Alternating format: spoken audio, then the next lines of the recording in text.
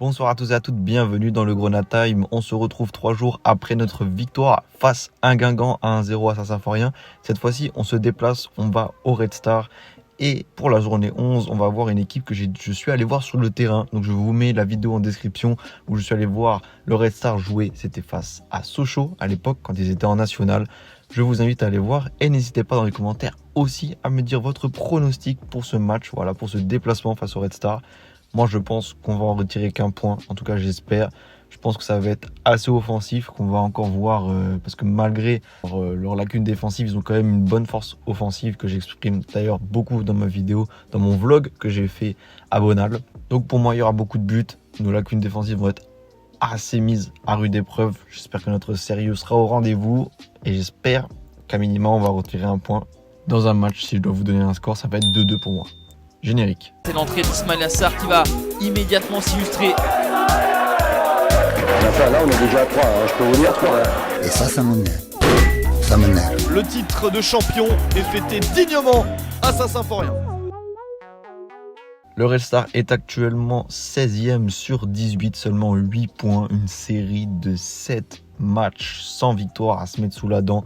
Il n'y a rien qui va. Franchement, sur les 10 matchs, il y a 2 victoires, 2 nuls et 6 défaites. Et sur les 5 derniers matchs, 3 défaites, 2 nuls. Donc franchement, ils avaient bien commencé avec 2 victoires en début de championnat.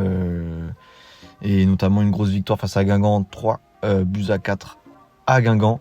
Et c'était assez exceptionnel. Donc on remarquait que cette équipe peut-être pouvait tenir le rang offensif qu'elle tenait en national.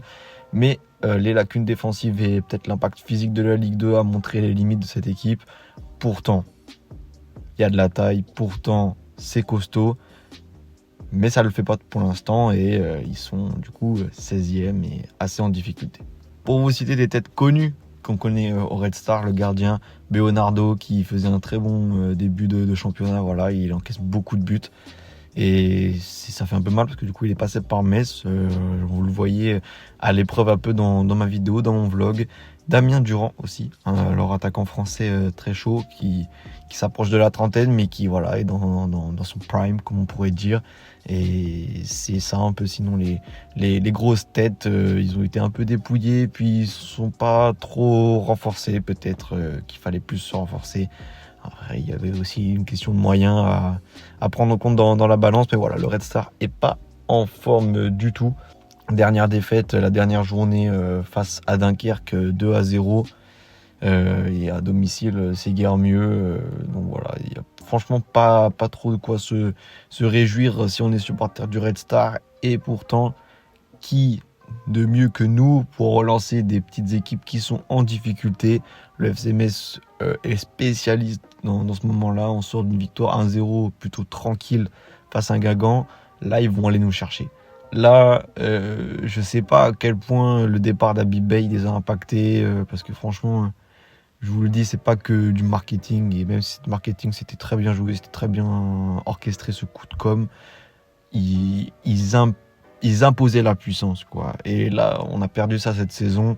Vraiment, c'est le retour du Red Star de National qui a du mal en Ligue 2, quoi. Donc, j'espère que face à nous, ça va pas le faire encore, qu'on va pouvoir montrer, pourquoi pas, Sabali en état de réveil. J'espère qu'il va montrer un autre visage, parce qu'il va pouvoir s'en procurer des occasions, ça c'est sûr. Il y aura des trous.